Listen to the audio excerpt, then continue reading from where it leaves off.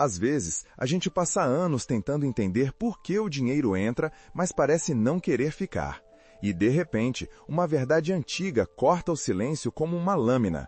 Existe um único objeto que, segundo a sabedoria judaica, jamais deveria permanecer dentro de uma casa, porque bloqueia a prosperidade de forma silenciosa e implacável.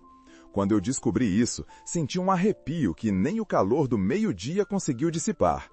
É quase assustador pensar que algo aparentemente inofensivo, muitas vezes decorativo, pode fechar as portas que você tenta abrir com tanto esforço.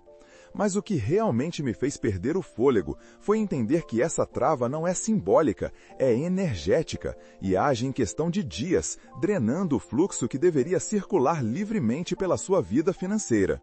No judaísmo, nada é por acaso. Cada objeto carrega uma intenção, uma história, uma vibração, e certas vibrações simplesmente não combinam com a abundância.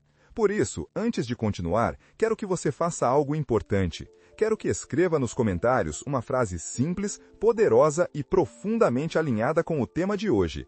Eu libero tudo que bloqueia a minha prosperidade.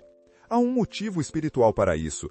Quando você escreve, você declara, e quando declara, você movimenta uma energia que, segundo nossos sábios, começa a alterar a realidade ao seu redor. É como acender uma pequena vela num quarto escuro. A luz pode ser pequena, mas ela muda tudo. E ao escrever, você não apenas participa do conhecimento, você se compromete com ele. Agora, se você achou forte a ideia de que um objeto pode bloquear seu dinheiro, espere até compreender por que isso acontece e como isso foi descoberto por rabinos, comerciantes, famílias inteiras que viram sua sorte mudar da noite para o dia por causa de algo aparentemente trivial. Não estou falando de superstição, estou falando de um princípio espiritual que atravessou gerações e permanece vivo nos textos, nos estudos e nas tradições mais profundas do povo judeu. Um princípio que explica por que algumas casas prosperam e outras parecem ter sempre uma sombra pairando sobre elas.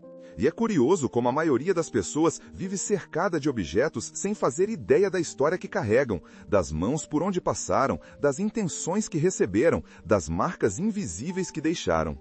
Às vezes, achamos que estamos escolhendo apenas uma decoração bonita, quando, na verdade, estamos levando para dentro da nossa vida uma energia que jamais aceitaríamos se pudéssemos enxergar o que há por trás.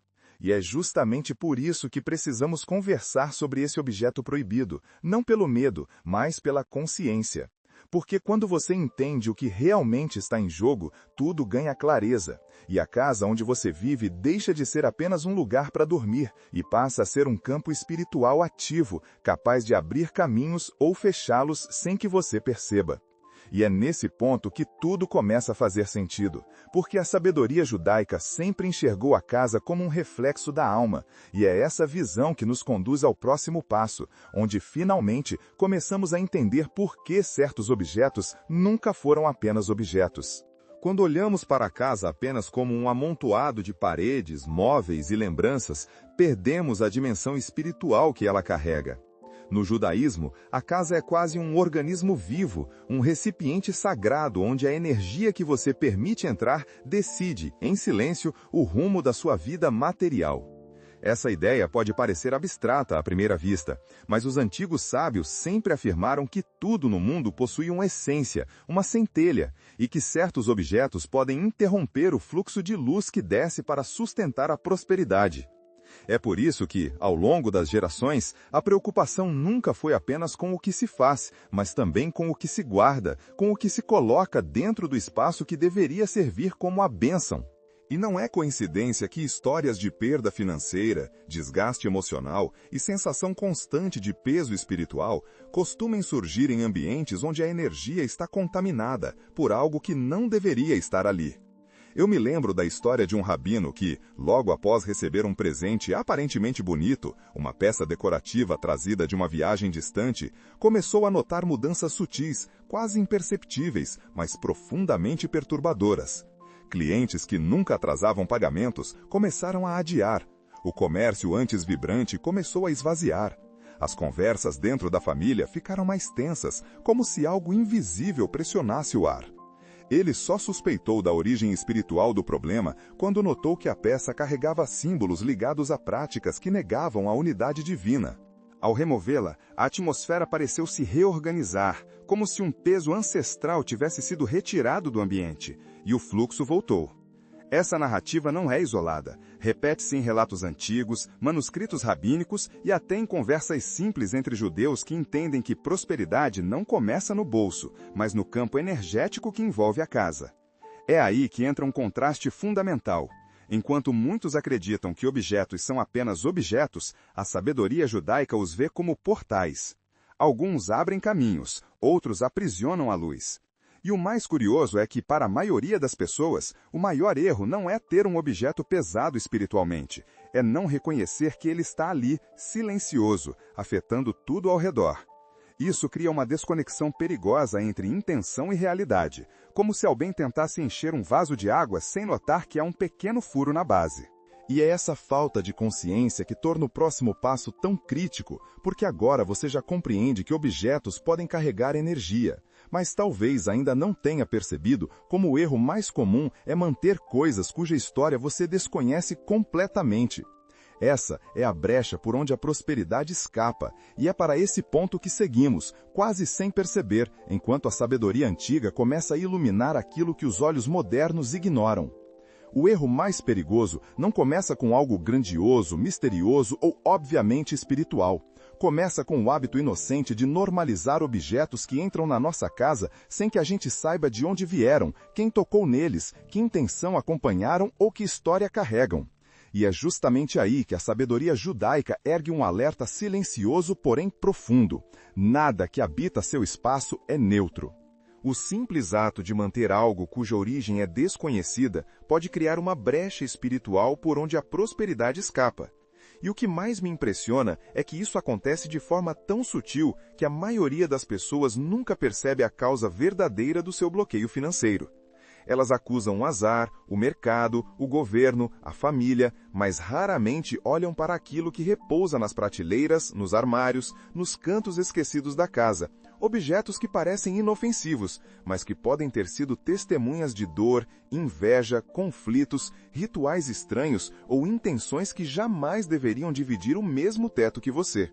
Eu me lembro do caso de um empresário que herdou um objeto esteticamente impecável, uma peça de decoração antiga que havia pertencido a um tio distante.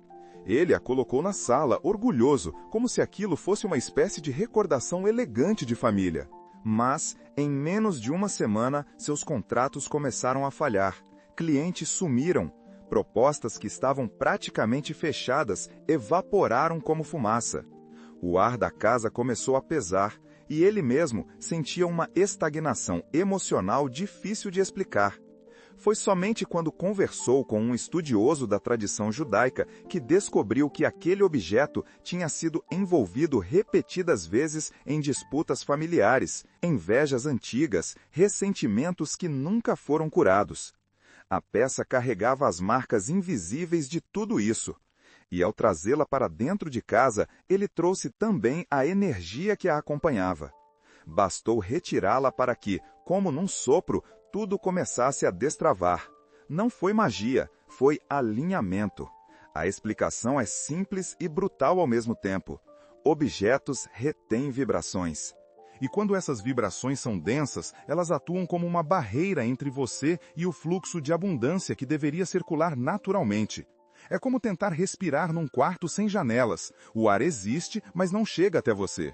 E isso gera consequências rápidas, quase sempre percebidas primeiro no campo material, porque o dinheiro é sensível a bloqueios espirituais. Ele circula onde há vida, movimento, pureza de intenção, e recua onde encontra resistência, sombras, pesos acumulados. Por isso, quando você percebe que algo em sua vida financeira estagnou por motivos aparentemente inexplicáveis, a sabedoria judaica sugere olhar para dentro da casa antes de olhar para fora. O próximo passo dessa jornada não é apenas identificar esses objetos. É compreender como a própria estrutura espiritual da casa reage a eles e por que textos ancestrais alertam com tanta precisão sobre o que pode entrar e permanecer no seu espaço. É dessa fundação sagrada que nasce a clareza que nos guia adiante, quase sem perceber que estamos nos aproximando da raiz profunda desse mistério. Capítulo 4. 500 watts. Quando começamos a entender que a casa é um campo vivo, um território espiritual que responde ao que colocamos dentro dela, a sabedoria judaica se revela ainda mais precisa. O Talmud ensina que a casa não é apenas um abrigo físico, mas uma extensão da alma. Um espaço onde a luz divina, chamada de Shefa, precisa fluir sem interrupções para que a prosperidade se manifeste de forma contínua. E esse fluxo, segundo nossos sábios, é extremamente sensível ao que repousa ali dentro. Eles dizem que objetos carregados de impureza espiritual funcionam como rachaduras invisíveis no recipiente da abundância, permitindo que a energia escorra antes mesmo de chegar até você. É quase impossível perceber isso com os olhos, mas o corpo sente, o ambiente reage e a vida financeira começa a demonstrar sinais de desgaste sem que você consiga nomear a causa. A ideia pode parecer abstrata, mas se torna clara quando entendemos que tudo, absolutamente tudo, vibra. Quando o Talmud alerta que o farto não recebe mais, ele não fala apenas de excesso material, mas do excesso energético que ocupa o espaço que deveria ser reservado para novas bênçãos. A casa que está espiritualmente cheia do que não serve não encontra espaço para o que poderia florescer. E é impressionante notar como esse princípio se manifesta na vida real. Ambientes pesados, objetos quebrados, lembranças de dor, símbolos desconectados de Deus, tudo isso cria uma espécie de bloqueio silencioso, um véu entre você e a prosperidade. Pense na metáfora de um copo cheio até a borda. Não importa quanta água pura você tente adicionar, ela simplesmente transborda, porque não há espaço. Assim funciona a casa quando carrega energias impróprias. A bênção até tenta entrar, mas não encontra lugar para permanecer. E embora muitos tratem isso como uma superstição distante, a verdade é que a psicologia moderna confirma que o ambiente físico altera nossa percepção, nossas decisões, nosso humor e, consequentemente, nossa capacidade de prosperar. A tradição judaica apenas enxergou isso milênios antes. É por isso que, antes de seguir adiante, eu te faço um convite à introspecção. Feche os olhos por um instante e pergunte a si mesmo: onde, na minha casa, eu estou aceitando algo que não está bem?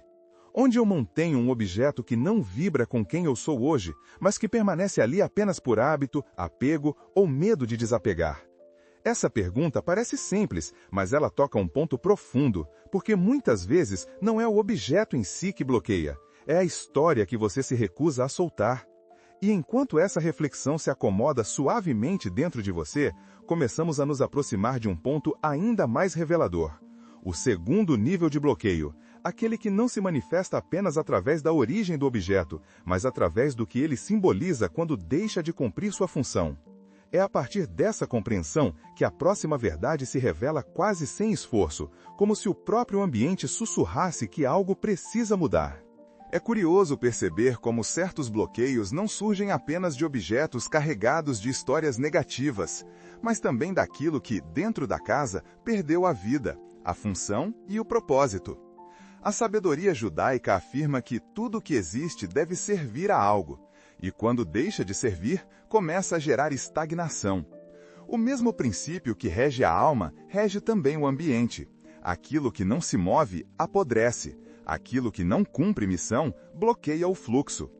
E é por isso que objetos quebrados, esquecidos, guardados por pena ou deixados para consertar um dia, carregam uma energia de interrupção que se espalha silenciosamente pelos cantos da casa, como água parada, criando musgos sem que você note.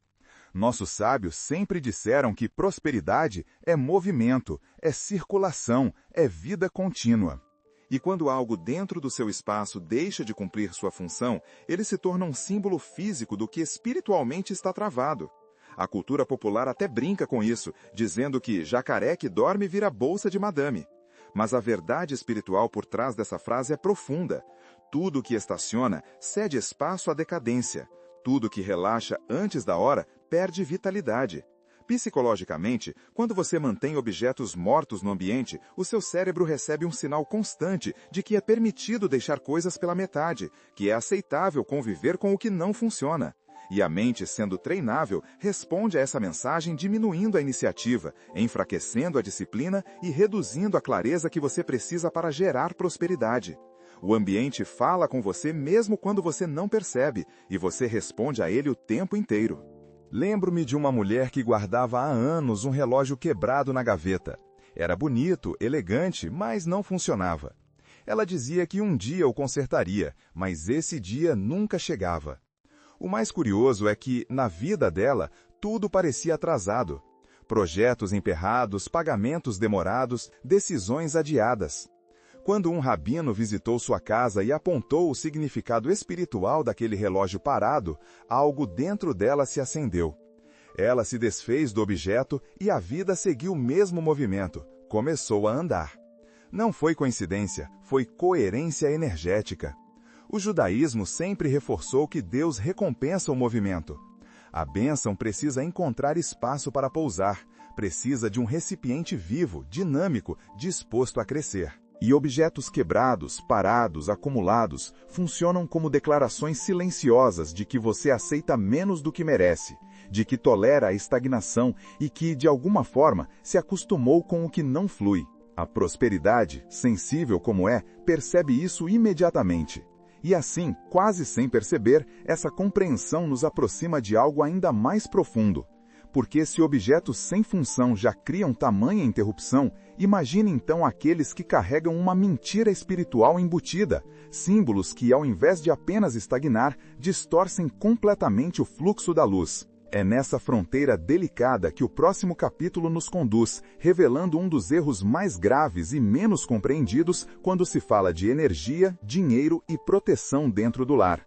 Existe um terceiro nível de bloqueio, mais silencioso, mais profundo e muito mais perigoso, porque não se esconde em rachaduras, não repousa em objetos quebrados e nem se revela pela simples falta de utilidade.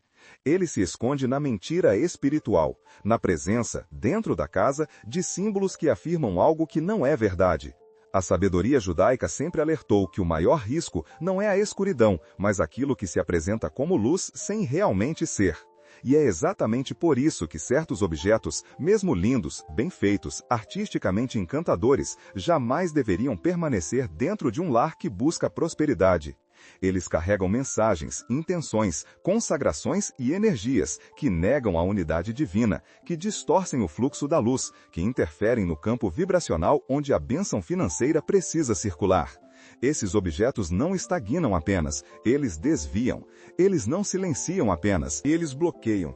O mais assustador é que a maioria das pessoas convive com esses itens sem ter a menor ideia de que foram usados em rituais estranhos, cultos desconhecidos ou práticas que nada têm a ver com a luz do Criador. Estatuetas trazidas de viagens, máscaras penduradas na parede, amuletos de culturas que professam outras divindades, símbolos que parecem artísticos, mas carregam camadas espirituais de consagração, tudo isso pode se transformar no maior obstáculo para a prosperidade de uma casa.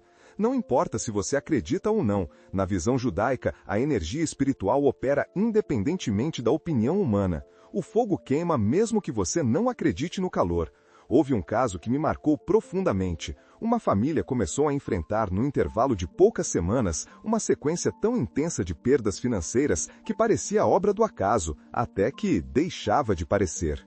Conta-se que eles haviam recebido de presente uma estatueta exótica, bonita e pesada, trazida por um amigo que viajara para um país distante. A peça foi colocada no salão principal, em destaque, como objeto de admiração. Poucos dias depois, o pai perdeu um grande contrato, a mãe teve cortes inesperados no trabalho, o filho mais velho sofreu prejuízos no investimento. A casa parecia sufocar, tudo era peso, tudo era atraso. Quando, por orientação espiritual, investigaram a origem da estatueta, descobriram que ela havia sido usada em cerimônias dedicadas a múltiplas divindades. Não era apenas um objeto, era um vínculo. E vínculos espirituais errados drenam prosperidade como água vazando por um furo imperceptível. De forma surpreendente, quando a peça foi retirada e o ambiente purificado com intenção e palavras adequadas, a atmosfera mudou quase imediatamente. E não foi apenas sensação. Contratos voltaram, oportunidades surgiram, decisões ficaram claras. É incrível como a vida responde quando a casa deixa de mentir energeticamente. E, ao entender essa revelação, algo se abre diante de nós. A percepção de que remover o errado não basta, é preciso instaurar o certo. É preciso colocar no lugar o que realmente atrai prosperidade, aquilo que reconecta a casa com a luz divina. E é exatamente nesse ponto, quase como um desdobramento natural, que surge a fórmula que transforma ambientes e destinos, revelando o caminho para restaurar o fluxo que a sua vida financeira espera há tanto tempo. Agora que você entende a profundidade desses bloqueios, começa a surgir diante de você uma nova paisagem espiritual. A de que não basta remover o que impede, é preciso convidar o que libera. A prosperidade, segundo a sabedoria judaica, não nasce do vazio, mas do alinhamento entre intenção, palavra e ação. E é justamente aqui que entra a fórmula que transforma ambientes e destinos. Ela não é complicada, nem exige rituais elaborados. É simples como a respiração e poderosa como a luz que atravessa a escuridão. A primeira parte dessa fórmula é a gratidão, não a gratidão superficial, decorativa, mas a gratidão que reconhece que tudo vem de Deus, que cada pequeno movimento da vida é sustentado por uma inteligência maior. Graças a Deus não é apenas um agradecimento, é uma declaração de que você se coloca em sintonia com a fonte da abundância. E, quando a alma declara isso, o ambiente escuta. A segunda parte é o movimento. Nada prospera parado, nem a água, nem a mente, nem o dinheiro. O judaísmo valoriza a ação como expressão da fé. Por isso, ao pronunciar a frase "estou trabalhando", você declara ao universo espiritual que está disposto a caminhar, a construir, a participar do próprio milagre. É como abrir uma janela para que a luz entre. Você não cria a luz, mas cria a passagem. E nesse pequeno gesto, tudo começa a se reorganizar. A terceira parte da fórmula é o desenvolvimento. Crescimento não é luxo, é lei espiritual. Quando você diz "estou me desenvolvendo", você rompe a estagnação, dissolve a mentira de que já está tudo bem e permite que novas oportunidades encontrem sua casa e seu coração desocupados, prontos para receber. Juntas, essas três declarações formam uma chave. Graças a Deus, estou trabalhando e me desenvolvendo. Elas alinham mente, ambiente e destino. E não se trata apenas de repetir palavras, trata-se de recalibrar o território onde elas ecoam.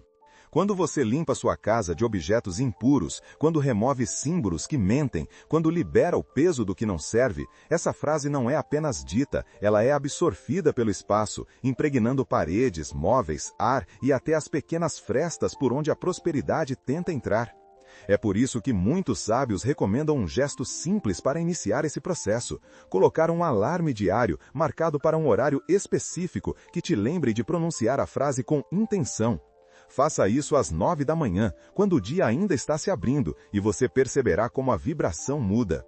Esse pequeno ritual cria consistência, e a consistência cria transformação. Você passa a tratar sua casa como um aliado, não como um depósito, como um campo sagrado, não como um cenário aleatório. E à medida que essa consciência se instala, o ambiente começa a responder de maneira sutis, uma sensação de leveza, uma clareza mental repentina, uma ideia que surge do nada, uma oportunidade que reaparece. Tudo se alinha. E é exatamente essa mudança sensível que nos conduz para o próximo passo. Perceber como essa fórmula já transformou vidas reais, abrindo portas que pareciam seladas e restaurando fluxos que muitos acreditavam perdidos. Quando essa fórmula encontra um espaço purificado e uma intenção sincera, algo extraordinário começa a acontecer. Histórias reais se tornam testemunhos vivos de que a prosperidade não é um mistério inalcançável, mas uma resposta natural quando o ambiente deixa de bloquear o que Deus deseja entregar. Eu me lembro de Dona Luzia, uma mulher simples, quase invisível para a correria do mundo, mas profundamente sensível ao que a alma sente. Ela vivia numa casa pequena, mas carregada de lembranças pesadas, objetos herdados de pessoas que sofreram, presentes de gente que não a queria bem. enfeites comprados sem saber que representavam cultos distantes. Sua vida financeira era um ciclo interminável de escassez. Quando conseguia um pouco, perdia logo depois. Quando respirava, vinha outra preocupação. E, como muitos, ela achava que era apenas destino. Um dia, orientada por alguém que conhecia a sabedoria judaica, ela decidiu olhar ao redor com novos olhos.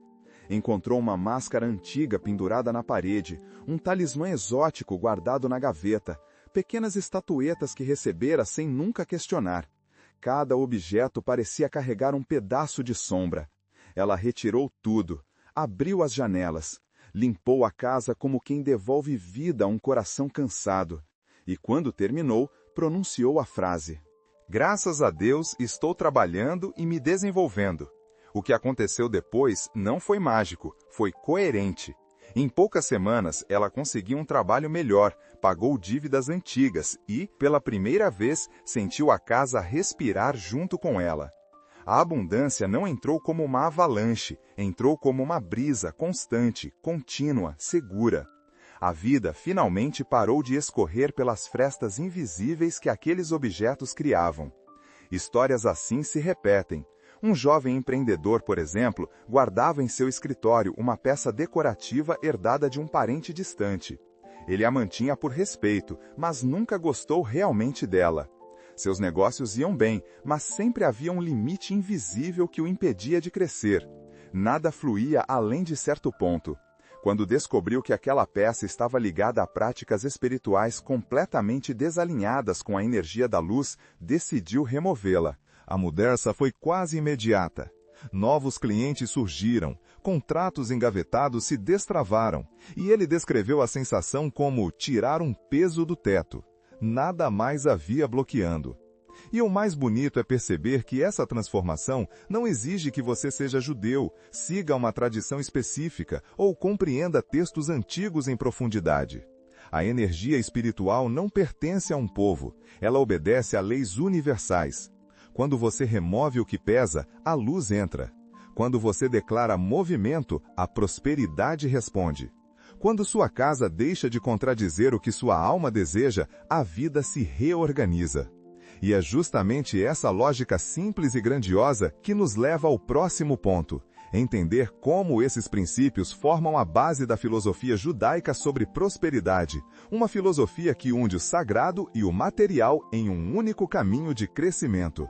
A essa altura, começa a ficar claro que prosperidade, para a visão judaica, não é apenas um resultado financeiro, mas um estado de alinhamento entre palavra, ambiente e propósito. A Torá descreve um princípio profundo: Deus disse e ouve. Isso significa que a realidade nasce da combinação entre intenção divina e manifestação concreta. E da mesma forma, nossas palavras, nossas escolhas e os objetos que permitimos dentro do nosso espaço constroem ou destroem os mundos que habitamos. A filosofia judaica da prosperidade não separa o material do espiritual, ela os costura.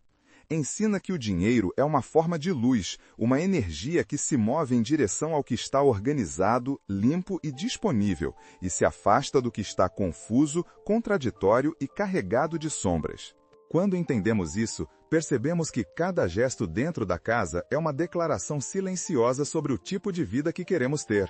Se mantemos objetos ligados à estagnação, declaramos ao universo que aceitamos pouco. Se deixamos símbolos de outras divindades repousarem nas estantes, afirmamos, mesmo sem querer, que nossa fonte não é única. Se toleramos aquilo que não faz sentido, anunciamos que não estamos prontos para receber. E, ao contrário, quando removemos o que bloqueia e escolhemos alinhamento, fazemos o movimento mais poderoso da espiritualidade judaica, a escolha consciente. Nada muda enquanto você não decide mudar. Prosperidade não é uma visita inesperada, é uma consequência natural de um campo espiritual bem cuidado. É por isso que nossos sábios sempre reforçaram que a abundância é uma parceria entre você e Deus. Ele envia a luz, você prepara o recipiente. Ele libera o shefá, você organiza a casa. Ele abre as portas, você atravessa. E esse entendimento traz algo libertador. Você não é refém do destino. Você não está condenado a repetir ciclos de escassez. Você não está aprisionado em histórias antigas. A escolha está diante de você, diariamente, em pequenas ações que parecem insignificantes, mas que possuem impacto gigantesco no mundo invisível. Ao selecionar os objetos que permanecem na sua casa, você está selecionando também o tipo de energia que deseja viver. E é exatamente por isso que um desafio simples, mas transformador, nasce dessa filosofia. Por 7 dias, observe sua casa com olhos espirituais. Pergunte-se o tempo todo: isso aqui conversa com a vida que eu quero? Com a luz que eu peço? Com a prosperidade que eu declaro? Em poucos dias, você vai perceber que certas coisas pesam, outras inspiram, algumas paralisam e poucas realmente convidam à abundância. Esse exercício não é sobre decoração, é sobre destino. E enquanto essa consciência se aprofunda, você começa a perceber que existe ainda algo mais poderoso do que remover bloqueios ou declarar movimento.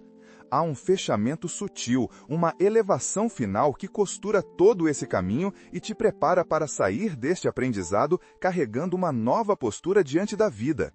É dessa reverência, dessa clareza e desse impulso final que nasce o último capítulo, aquele que sela o processo com bênção, propósito e uma missão silenciosa que continua muito além deste vídeo. No fim de tudo, quando reunimos cada fragmento desse caminho, percebemos que a mensagem é simples, mas profundamente transformadora. Não basta dizer que está tudo bem, porque essa frase estagna. Não basta manter objetos que contradizem sua fé, porque eles bloqueiam. Não basta esperar prosperidade, porque ela responde ao movimento. A vida floresce quando você escolhe diariamente alinhar sua casa, sua fala e sua alma com aquilo que deseja receber. É por isso que a síntese desse ensinamento se torna quase uma oração cotidiana. Não diga "tá tudo bem", diga "graças a Deus estou crescendo". Essa é a frase que abre espaço, que cria passagem, que destrava portas aparentemente trancadas. Ela diz ao universo espiritual que você está vivo, atento, disposto a se transformar. E nada atrai mais prosperidade do que um coração que se move. A casa, então, deixa de ser apenas o lugar onde você mora. Ela se torna um templo silencioso, um campo sagrado que amplifica suas intenções. E quando você remove aquilo que bloqueia a luz, objetos impuros, símbolos que mentem, peças quebradas que anunciam estagnação, você cria espaço para que a bênção divina encontre morada. A prosperidade não chega como estreante, ela retorna como quem reconhece o caminho.